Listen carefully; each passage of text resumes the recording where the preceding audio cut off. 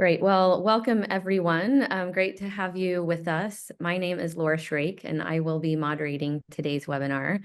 I lead the Business and Sustainability Network and Programming with the Council of the Great Lakes Region, or CGLR. And we work across borders and across sectors and with all stakeholder groups to solve for sustainability in this very important region. So it's so great to see the growing interest in this webinar series. I think it's really a testament to the mounting commitment to climate action and sustainability, and to supporting a strong economy and healthy environment in the Great Lakes region. So thank you all for being a part of these conversations. I'm co-hosting today's webinar with Claude Griffin from the U.S. Business Council for Sustainable Development, a wonderful partner that CGLR is working with on the Great Lakes Carbon Collaborative, an initiative that aims to identify multi-industry decarbonization projects in the Great Lakes region. And decarbonization and transitioning to a low carbon economy is just one of the focus areas for CGLR's sustainability programming.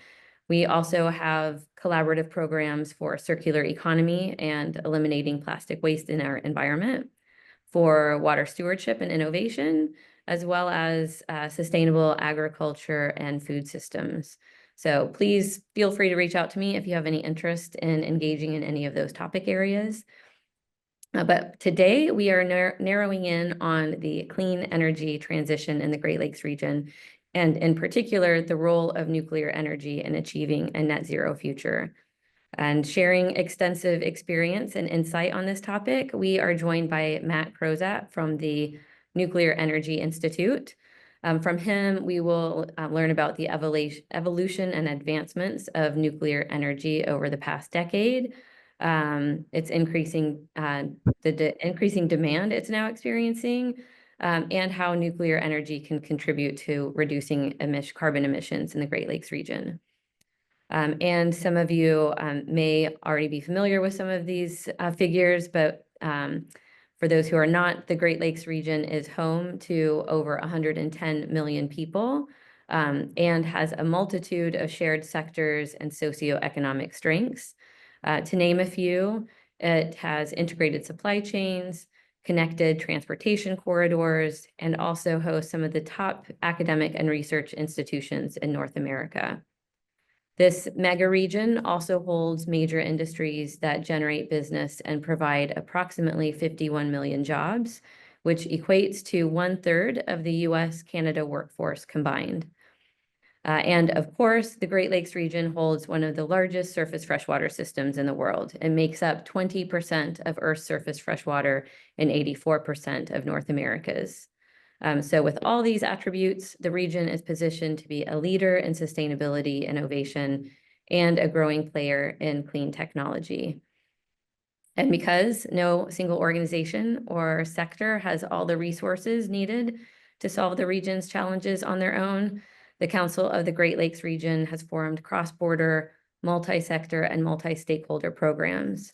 And the Great Lakes Carbon Collaborative is one of them.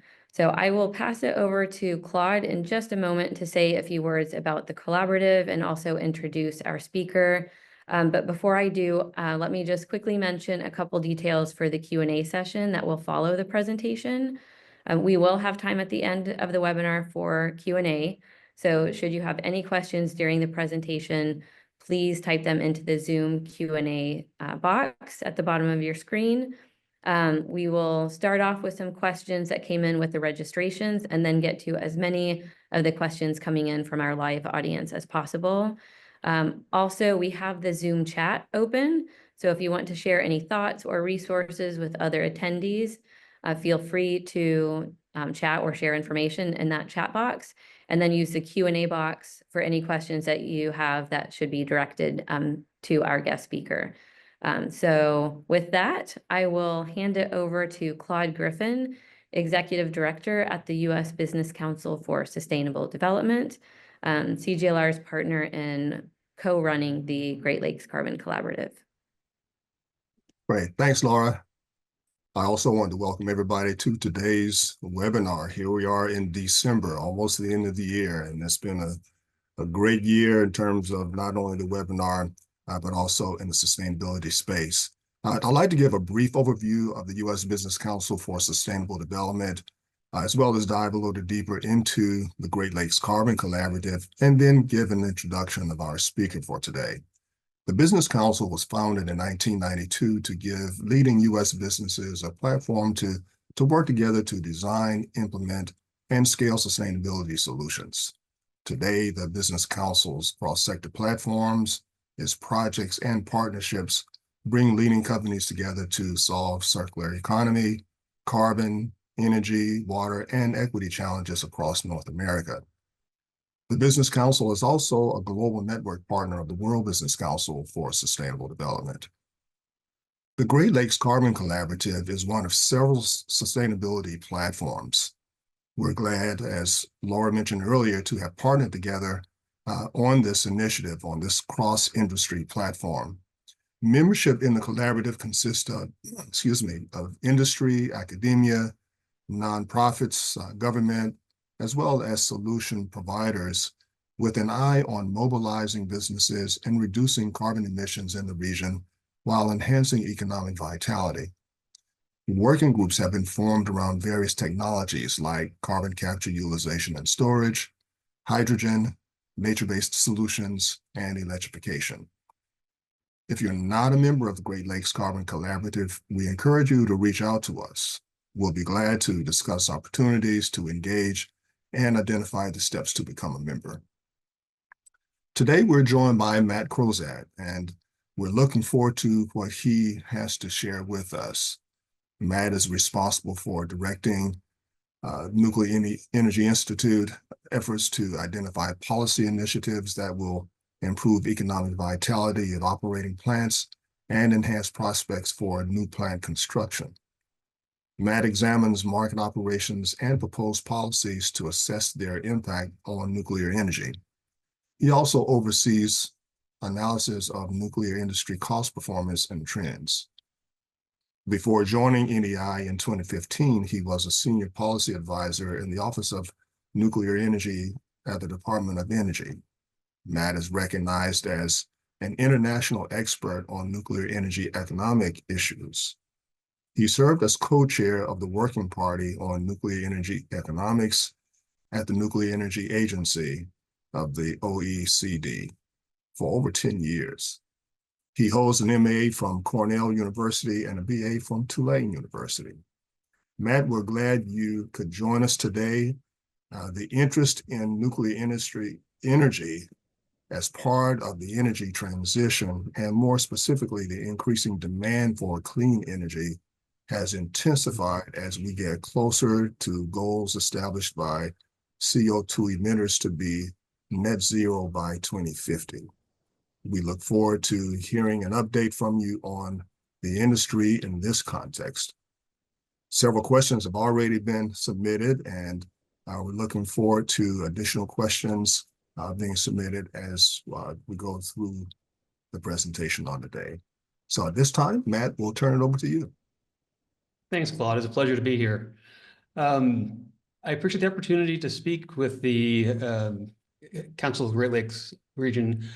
It is one of those things that when Laura shows the slide of just what the scope of the Great Lakes region really entails, it's always a reminder that there's a lot more than is intuitive when I first began thinking about that. And that was true as I began putting this talk together, when I appreciated just how much of the story of the evolution of the nuclear industry in the last 10, 15 years has been in and around this region. And so what I'd like to do to begin the discussion is walk through what that evolution has felt like. In particular, if you've not been following closely, the change in tone might be rather jarring, because when I first came to NEI 10 years ago, the issue was we were facing the prospects of closing perfectly good nuclear power plants. As a matter of fact, that's part of what inspired me to move on from the Department of Energy, was because I thought that NEI was a better place to advocate for those solutions. I'll touch a little bit on that, and then how much the conversation has shifted since then. and how we've seen new technologies coming to the forefront, a new appreciation of the plants that we've currently have, and how that's fitting with these broader trends that Claude talked about for the quantities of clean power that are being demanded right now. And I'll leave plenty of time for questions so we can take this in the direction that people want to go. Let me begin with a quick overview about the Nuclear Energy Institute. We're a Washington, D.C. based organization.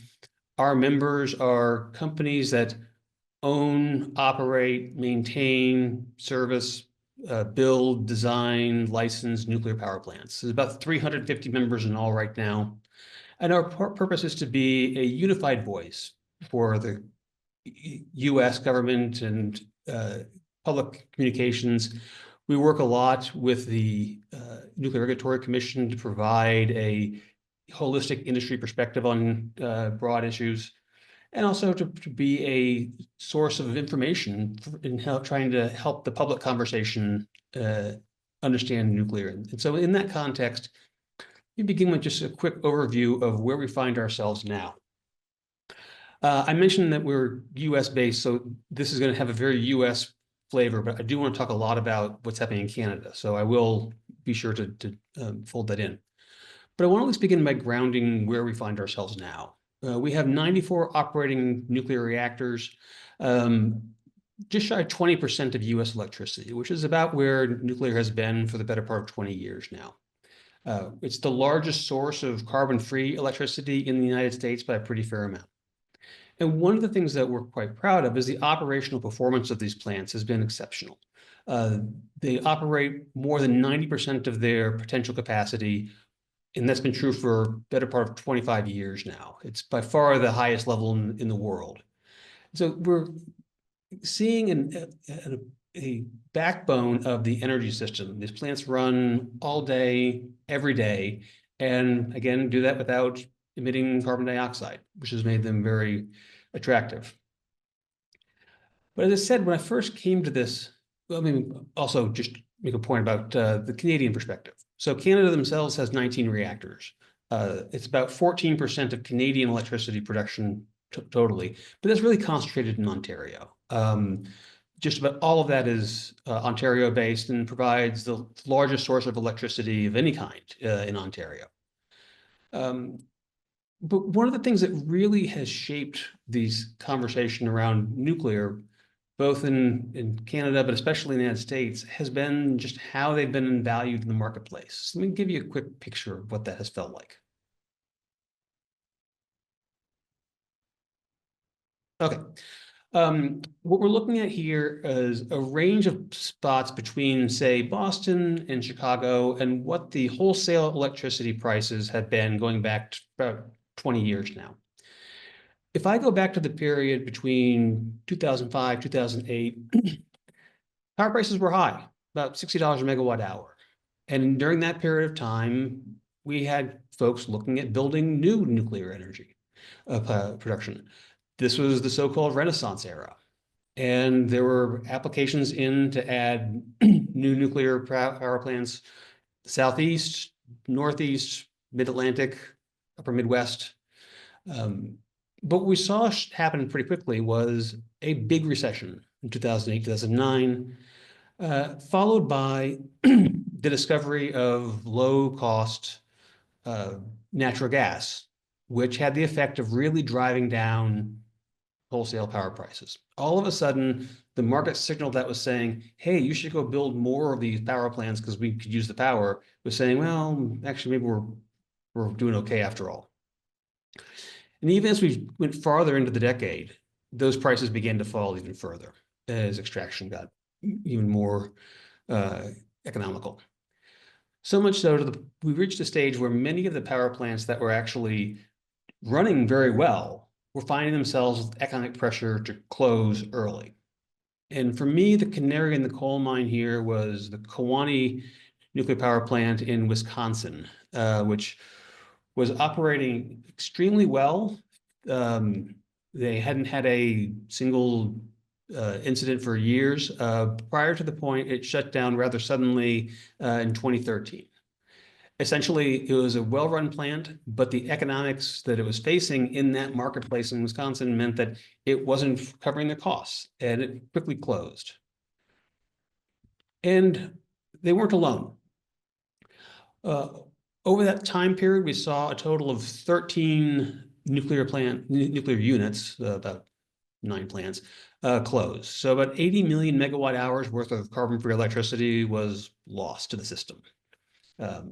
Most of this was because of the economics, some mechanical failures, but it was really driven by these cost pressures that were casting this in a very challenging light. It would have been much more dramatic because we had another 20 units that had announced their intention to close. But here's where we saw, starting in about 2015, some real action to save these plants at the state level. New York led the effort with those green dots up around Lake Ontario to save the nuclear power stations there. Illinois followed. We saw New Jersey, Connecticut, among others. All in all, state action saved about 20 units, about a quarter of the US nuclear fleet today had this near-death experience.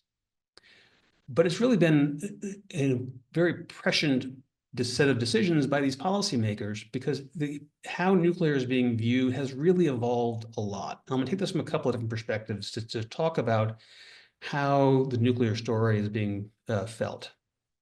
First, let me start with a pretty basic chart on public opinion polls for nuclear. This is the Pew poll. They run the same one every year. And what we see in this is a steady, if not overwhelming, increase in the favorability of nuclear over time. The idea of adding more nuclear in particular is the question at hand here.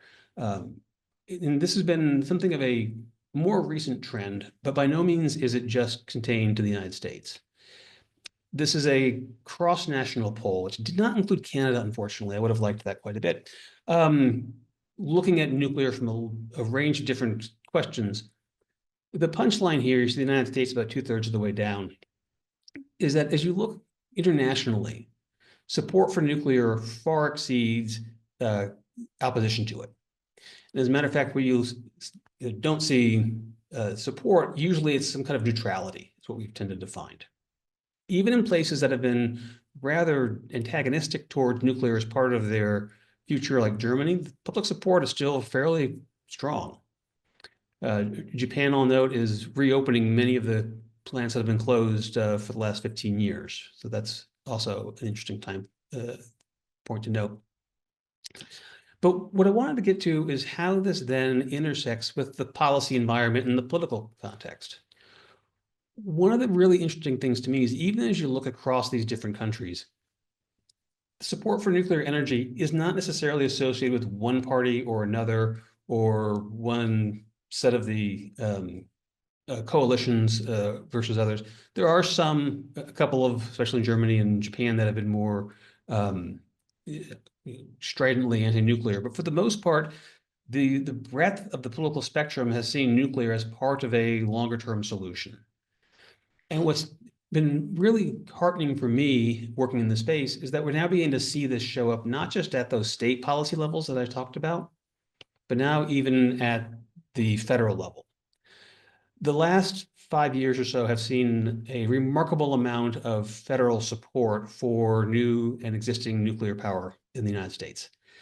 I won't go through all the lines in here, but essentially what I'll point to is, as Laura talked about in the framing, this context of moving towards decarbonizing solutions.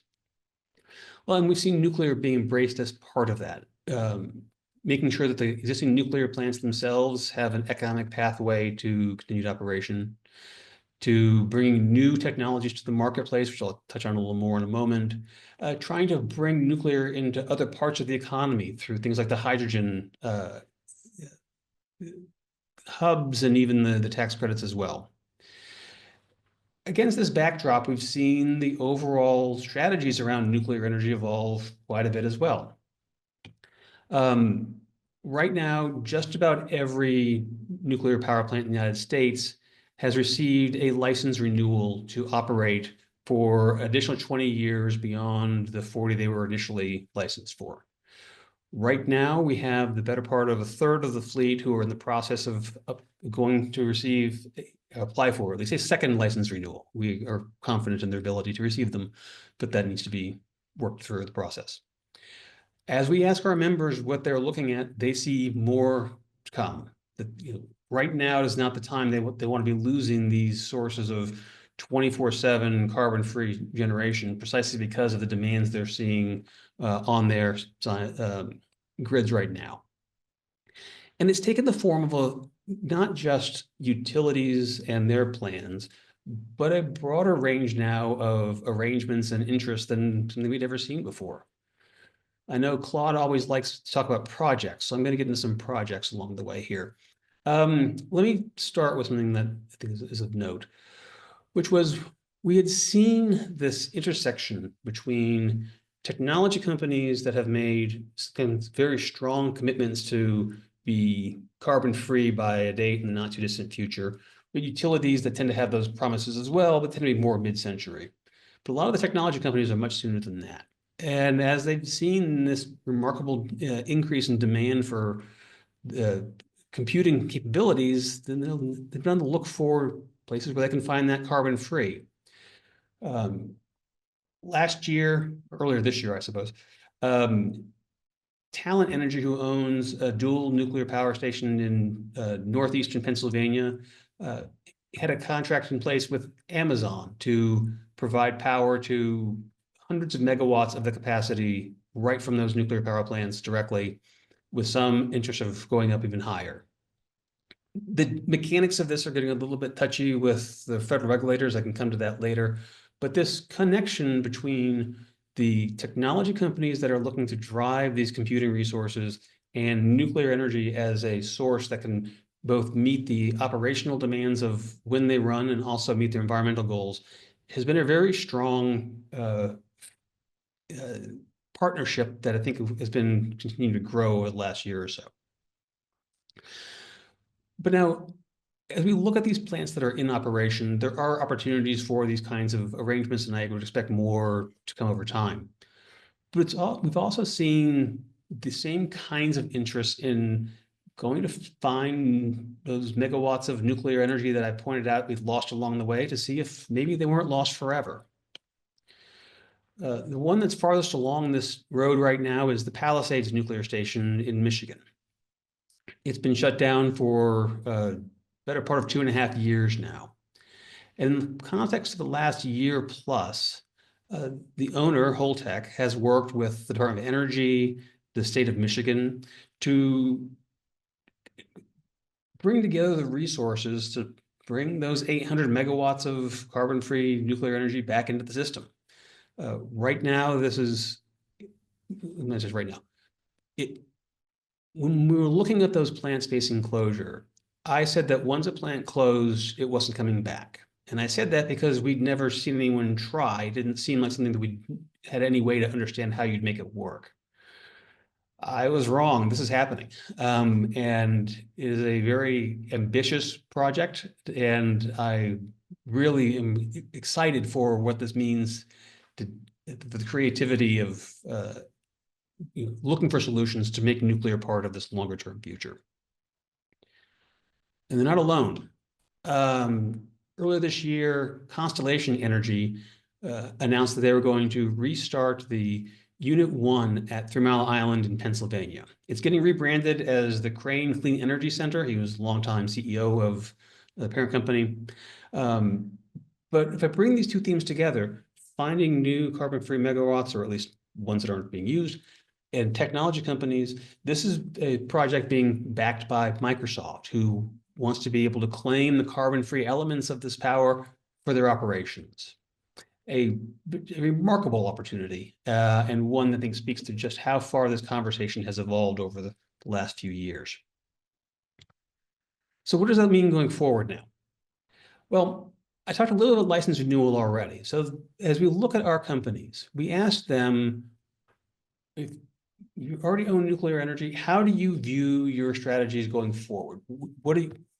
How does nuclear continue to fit into your plans? So the first answer was, well, we're going to try to keep the plants we have in operation as much as we can. first do no harm.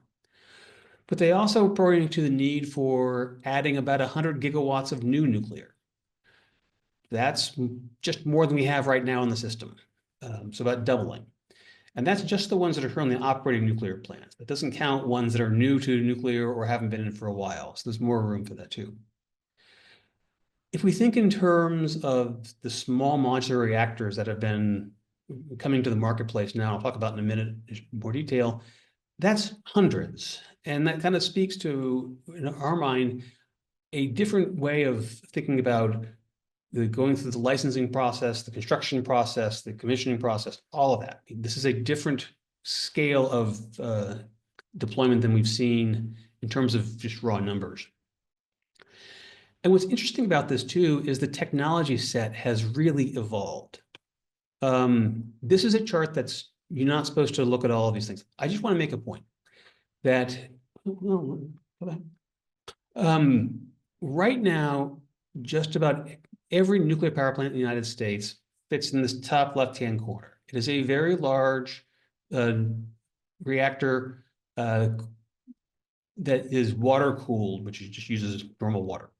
What we've seen over the last decade is a broad expansion of the technologies being brought to marketplace. I have these small modular reactors that are water-based that get a lot smaller. I have some that use different coolants, different fuels, and some are big, some are small. These are being developed for different kinds of business cases and use cases. This evolution has also sparked, I think, a broader understanding of, well, where these deployments are beginning to happen. What's going on now? Some of these are very small microreactors that are designed for remote applications or military bases, for example. Some, like down here in Georgia, are ones that just went on that are very large and running very well, right? Proud to say. But what I also want to point to in the context of this group is that we have some really important things happening in Canada. And in particular, one of the first commercial deployments of small modular reactors is in line to happen in Ontario at the Darlington Nuclear Power Station from OPG. So that's the site work you can see in the upper right-hand corner that's underway. They are working towards the first of up to 4 units that will go in a commercial operation this decade, which is pretty exciting from where I sit. And where I think this is very important from a broader context of not just the Canadian project is the technology here is from General Electric, which is headquartered in this case in Wilmington, North Carolina. It has a lot of the features of the plants that have been through the U.S. Nuclear Regulatory Commission's approval already. But the Canadian regulatory body is also leading this oversight. And there's a lot of collaboration and cooperation happening so that the lessons that are being learned with OPG at Darlington will be available to those looking to make the same kinds of decisions and deployments elsewhere in those other spots on the map. This is a really powerful opportunity for not just the Great Lakes region, but the US, Canada, North American industry and governments to work together. And it's off to a very promising start. I'm very excited. But it's not just the small modular reactors in that context.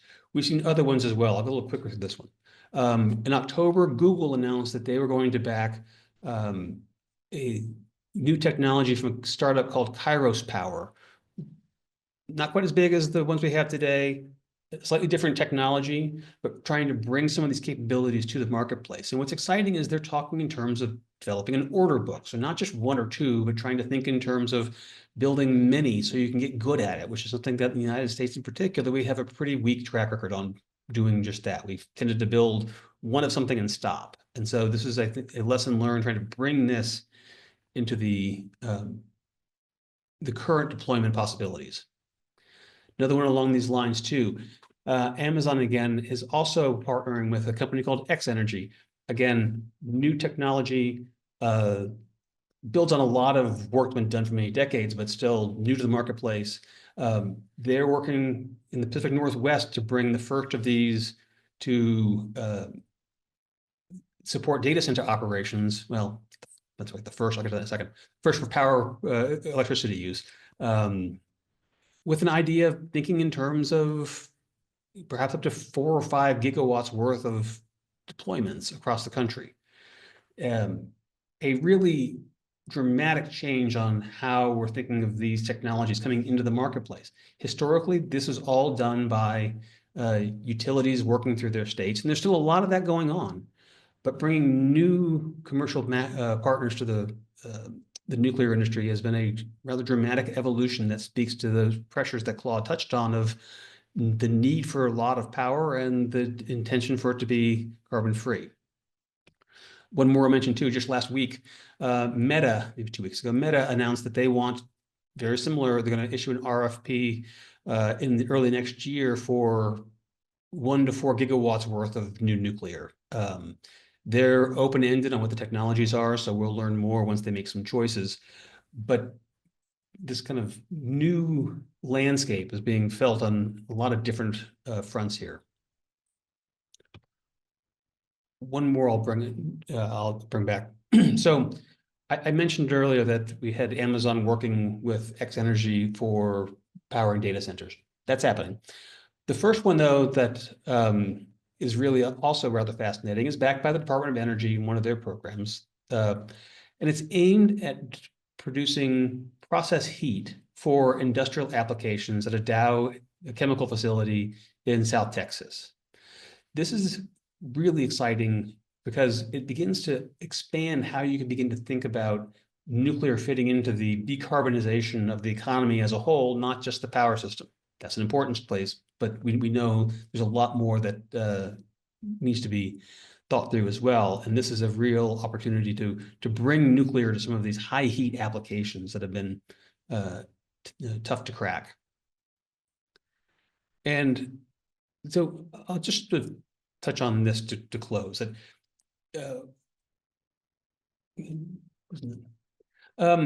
we are seeing new technologies coming to the marketplace with an interest of creating new products for a range of services.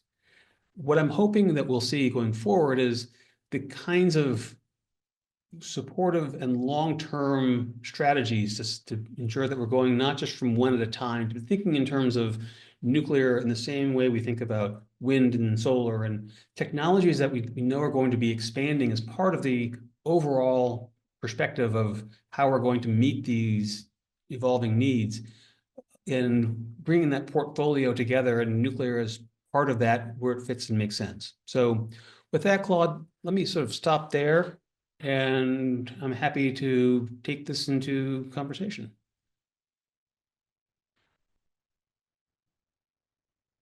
Fantastic. Thanks, Matt, and certainly very informative, and glad to see the amount of activity taking place. And as you pointed out, from a project perspective with existing nuclear plants being brought back online, as well as some new ones as well. What I'd like to do is really hand off to Laura, and I think she will guide us through several questions that have come in either in advance of the webinar today and also during the webinar. So Laura. Great. Thanks, Claude. And Matt, thank you. That was a really nice overview of how we got to where we are with nuclear energy, and some great examples and projects that you shared. So thank you for that. We'll go ahead and move just right into our Q&A. As Claude mentioned, we've got some questions that came in with the registrations. There's some coming in from our audience in attendance right now. But first, let me start with a question that I think is on kind of top of mind for a lot of people, and it's regarding the new U.S. presidential administration that will come into office next year. Can you talk a little bit about what we should expect for the future of energy transition and nuclear with the change in administration? Well, I think there's still a lot to unfold, right? So I don't want to be too prescriptive, but I think we have some things we can look at to give us some sense of how this might begin to unfold. We have the previous Trump administration. During that time, we saw, from a nuclear perspective, support for the technology, support for development of new technologies in particular. The Advanced Reactor Demonstration Program that I mentioned that was being supporting X Energy and also a plant company called TerraPower, which is backed by Bill Gates. That program was initiated in the Trump administration and has been supported through bipartisan funding in the last 4 years as well. We've seen from a political perspective, again, bipartisan support for nuclear that has been very strong. One of the bills that I threw on that chart was passed last year. I believe it passed the Senate at 88-2, and just speaks to the breadth of support. What the overall transition is going to feel like, though, will be shaped by some of the policy tools and how those are treated. The Inflation Reduction Act included some really important tax credits, and those apply to nuclear plants and to other carbon-free technologies, as well as a whole host of other things. We know that some of that's in the crosshairs of the incoming administration, and in particular parts of the Congress.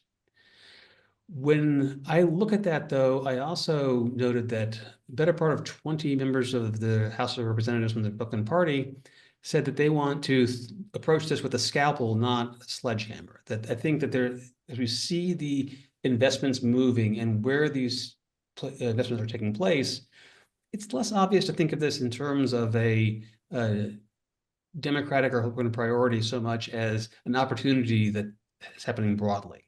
So I think there's a long conversation to be had around the policy tools. Last thing I'll point out, though, when I think about the role of nuclear during the previous Trump administration, that was also the window when we saw a lot of these carbon commitments from companies really come to the forefront. And they've stuck with them over the years. So we saw a lot of the state policies go into effect as well that I mentioned, keeping nuclear part of the portfolio. So I'm not expecting a complete 180-degree turn, but I think it's quite realistic to expect that there's going to be changes from what we've seen in the last few years, and we'll need to be ready to think in the long term as we manage those changes. Yeah, that's great. Well, thank you for that insight. And I want to go to one of the slides that you shared, which was the chart about like the support, and that there's more support than not for nuclear.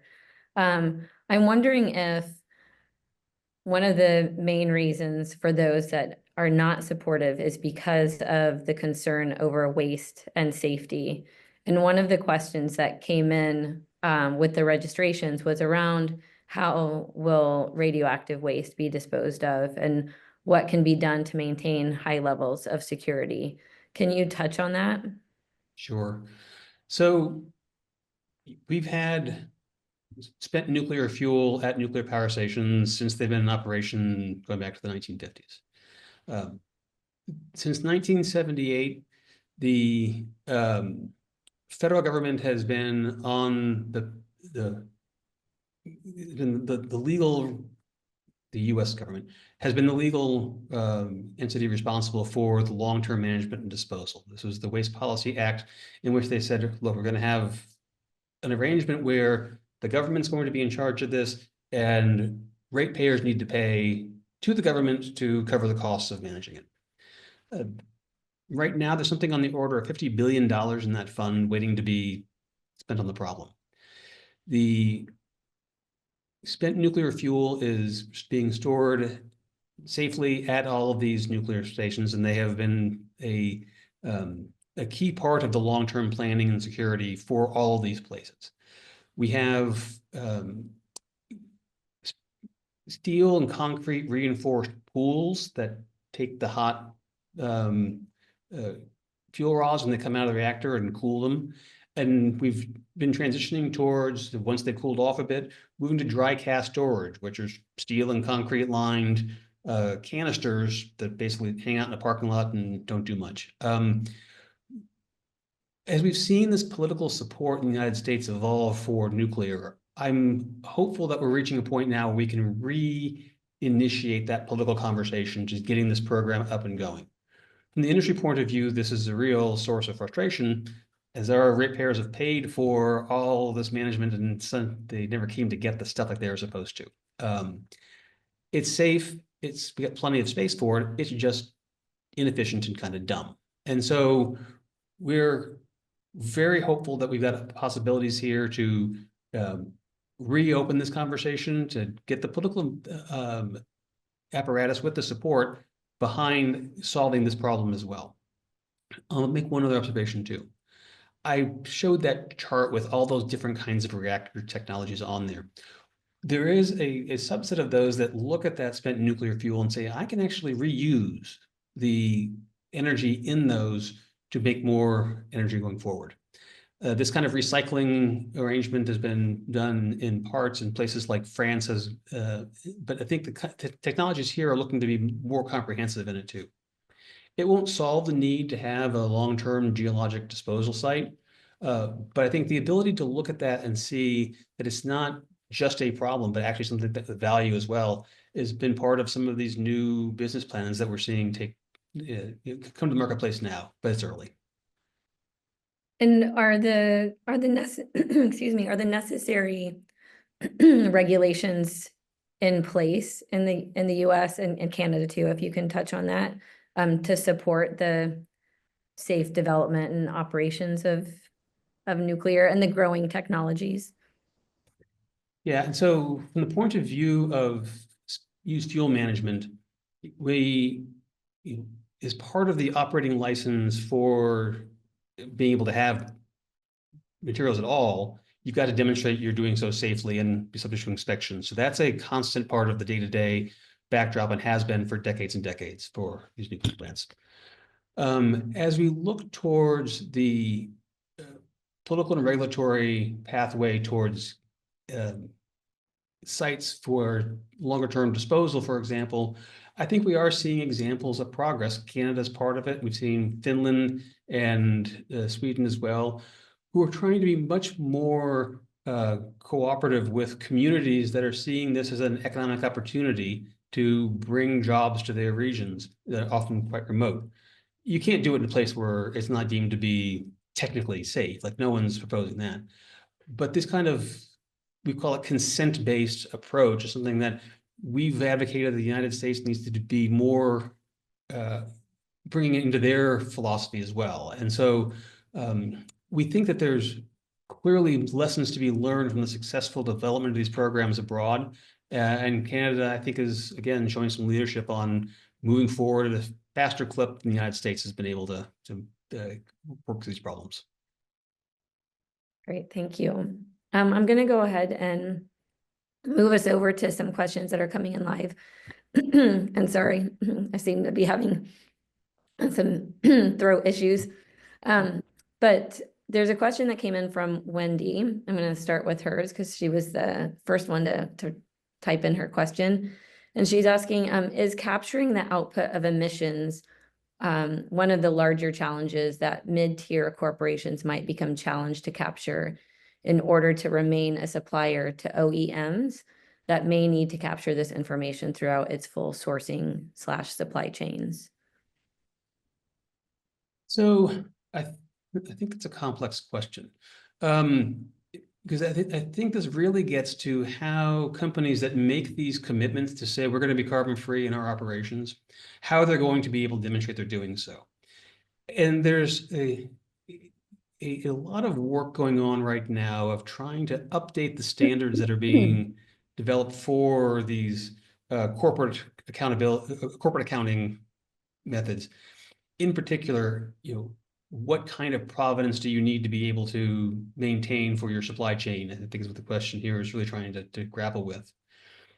As it pertains to nuclear, one of the places where we're seeing this show up is when I look at these data centers, one of their big inputs to operation is just their power use, right? And so being able to demonstrate that they can have a unique claim on the carbon-free attribute from the generation that they're using is a key part of being able to make those representations. That's been going into PPAs with wind and solar for a number of years, and now expanding into nuclear with similar kinds of constructs. I think that these kinds of challenges are you become more of a accounting challenge as you begin to think about more physical inputs to things like if it's steel or a manufactured good. But the same core challenge is, I think, driving a lot of this, which is how do you demonstrate to the world that you're doing what you said you were doing and trying to be these low carbon. And it's an ongoing challenge to try to update that conversation to where we find ourselves today in the economy worldwide. That's great. Thank you. And Lily has typed in a question asking about sort of customer expectations. She says some of her organization's current customer expectations are that we produce their parts with renewable electricity, which specifically leaves out nuclear. Do you see the customer expectation landscape shifting to accept nuclear or maybe shift to a zero carbon electricity requirement? That's been a really interesting evolution just in the last few years. But yes, I mean, for a lot of folks, and not just in the private sector, but even in some of the public policies have been focused on renewable standards, for example. We've seen states in particular begin to look at clean energy standards as opposed to just renewable standards and trying to broaden the range of technologies as long as they are carbon free, and then being able to enable more ambitious targets as a result. The tax credits that were in the Inflation Reduction Act, those are just available to technologies that demonstrate that they're carbon free, and that includes nuclear. And so I think in the kinds of corporate arrangements that we're seeing now, specifically with nuclear, is part of the story. I think there's a realization that we need all of these carbon-free technologies to meet the goals that we've set. It's going to be difficult with everything on deck, and having nuclear as part of that is just one more thing that helps to reach that target. It's not the only answer, and it's going to take a lot of work for every technology, but it's part of the portfolio, and I think that's happened just the last few years. Great, thank you. And using the term carbon free, one of the attendees is commenting on energy sources having a carbon cost and embodied carbon in particular, asking how does the embodied carbon of nuclear compare to other clean energy sources? And that would include the decommissioning and containment or removal of nuclear waste. Yeah. The IPCC had a breakdown of the life cycle carbon emissions by technology. I think this was the report, even goes back 2 cycles at this point, and they haven't needed to update it.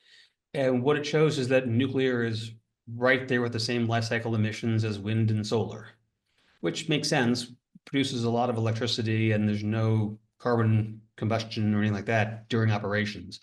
You tend to get some when it comes to the manufacturing of fuel, just a little bit, because some of that takes place in parts of the grid where you have carbon in there, and in the production of concrete and cement for building the plant. But that's true for wind and solar as well. And so when we think about nuclear as, again, alongside wind and solar, the embedded carbon is right there as part of that story of not just the carbon footprint, but also how they work together in a power system, which it might get a little far from the question, so I'll pause there. Great, thanks, Matt. And we've got quite a few questions that have come in, so I'm not sure that we're going to get to all of them, but this one I find interesting from Kyle, and asking about the water use impacts of current and future facilities and the carbon emissions associated with waste storage and construction of nuclear facilities. So how can these be minimized to both mitigate climate change and preserve equity and environmental justice? Yeah, I mean, I talked a bit already about the embedded carbon in the construction, and when it comes to waste management, so there's not much that stands out there other than I guess, combustion engines moving it around, but that doesn't get moved very often, so there's not much there. I think the other issues are interesting as well. So today's nuclear power plants are large thermal generators. So they have the same kinds of water needs as other large thermal generators. So in many cases, they'll be sited on bodies of water or rivers, or we can make our own lakes sometimes to be able to bring in water. And this is just to cool down steam. Like, this isn't anything radioactive. There's water inside the reactor, but it stays there. The water draw is from, we don't want to release steam into the environment because it's not good for the life around the units, right? And so we pull large quantities of water to cool down the steam, reintroduce it back where it came from. Usually we're at close to the same temperature. Sometimes we have those big cooling towers to make sure you can drop it even farther. And so there's some evaporation that takes place from the cooling towers. And so there is a water component to this. Where I think it's interesting is it also asks about the new technologies. And here we're seeing new capabilities being brought to the forefront. So for example, because some of these reactors are smaller, they might not actually need water cooling. They just have less heat to begin with. And so you have air-cooled options, which are particularly attractive in places like the Mountain West in the United States and Canada. We've seen the technologies being advanced there precisely because they have this kind of characteristic. We're also seeing some really small reactors, microreactors, that have almost no water needs whatsoever. It's an important issue, and one that I'm part of why I'm excited to see this new range of technologies coming to the forefront in commercialization is precisely because we know that there are so many other stresses that localities are going to need to be able to manage. Finding the right tool to meet their needs is an important part of this. And we're trying to do a much better job of engaging communities in conversations earlier. NEI itself has our own environmental justice principles that speaks to bringing communities in, and the need to be quite cognizant of the impacts and trying to improve upon some of the challenges that we saw decades and decades ago as we tried this before. Thank you. And it seems like there's certainly a role for innovation and new technology. Is there, do you see a role for entrepreneurs and SMEs to step into this space? Certainly. I mean, part of where I think there's a real opportunity is the kinds of challenges that I'm seeing in going from these possibilities to real deployment are challenges that other industries have had to work through themselves. Being able to bring together lots of stakeholders, lots of communities, lots of parts of the economy and regions, and translating that into actual successful projects that are on time and on budget. We can see other folks who have been much more successful in the more recent history of doing just that. So learning from those other experiences has been, I think, a real hopeful part. As I look at the kinds of models for companies that say have developed renewable projects, they're coming to us now and saying, okay, we've done this with renewables. Why can't we do this with nuclear as well? And trying to bring that industrial organization to the nuclear space in a way that we haven't seen before. I think as we look at this diverse range of companies who are trying to manage these challenges of operating with low carbon impacts, finding ways to bring their expertise into unlocking the potential here, I think that's a much more exciting possibility than trying to sort it out ourselves. Yeah, great. Thank you. I think that maybe we have time for 2 more questions. So one that has come in is around, you had mentioned SMRs. They're asking, what do you see as the earliest timeline for an SMR to come online within the US? I think we'll see the first ones this decade. We have the projects being supported by the Department of Energy that have that timeline in particular. I know it says US, but I'll also point to the BWR project in Darlington, because I think that's also a really compelling case of how this is moving forward. And so those are coming, I think, this decade. I think that the challenge to the industry is going to be, and the regulator and everybody else, okay, well, once those are successful, how quickly does it scale beyond that? And how quickly can you move? Because we see the kinds of demand growth expectations that have been just eye-watering, and those are coming quickly. So being able to bring these technology alongside other low-carbon ones quickly is going to be a matter of urgency. And so we've got to be ready to go. Mhm. Great. And lastly, I wanted to end with this one because it ties in nicely with what we're doing with the Great Lakes Carbon Collaborative. But what opportunities, and you mentioned this a little bit when you brought up the OPG example. I know you had talked about US-Canada cooperation. Are there any specific opportunities you see for cross-border cooperation in nuclear, and of course, in terms of room for like knowledge sharing or cross-border projects? Yes, I'll try to be quick here. I mean, one thing that's become more striking to me is the extent to which the industry is feeling much more like a North American one as opposed to a US one and Canadian one.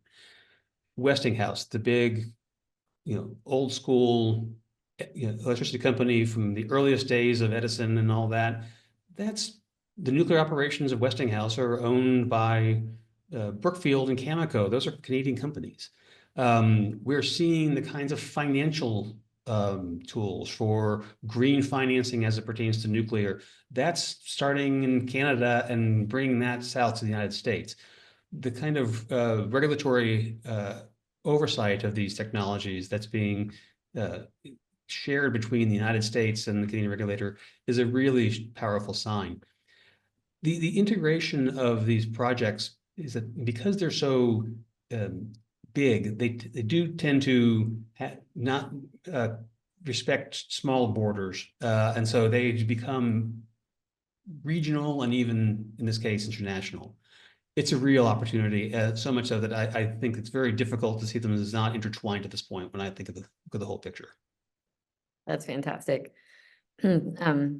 Well, and of course, what we're trying to do with the Great Lakes Carbon Collaborative is bring in those, cross-sector, cross-industry players and identify projects and support a regional progress and decarbonization. So thank you, Matt, so much. Unfortunately, that's all the time we have. I know we had a lot more questions that we just weren't able to get to. But your presentation and just sharing your insight and expertise with us today, really appreciate it. Today's webinar was part of the Great Lakes Carbon Collaborative. So if anyone is interested in knowing more about the collaborative, please reach out to me or to Claude. We'd be very happy to speak to you and get you engaged. I know there were some questions about the recording and the slides. The webinar recording and Matt's slides will be available next week via email. So keep an eye out in your for those in your inbox. And then immediately following this webinar, there will also be a survey. So we would really appreciate your feedback on this webinar, and also any input that you might have on suggestions for topics that you would like to see addressed in the future. So please take a few minutes if you can to fill out that survey. And Claude, if you want to say a quick thank you, and then we can close. Sure, thanks, Laura. And Matt, as always, great updates, really appreciate it. And what you shared with us certainly speaks to what we're seeing, maybe in smaller groups, but on a national scale, the increased interest in nuclear. And thanks also for touching on some of the possible concerns as well. And we look forward to having a follow-up conversation in the not too distant future.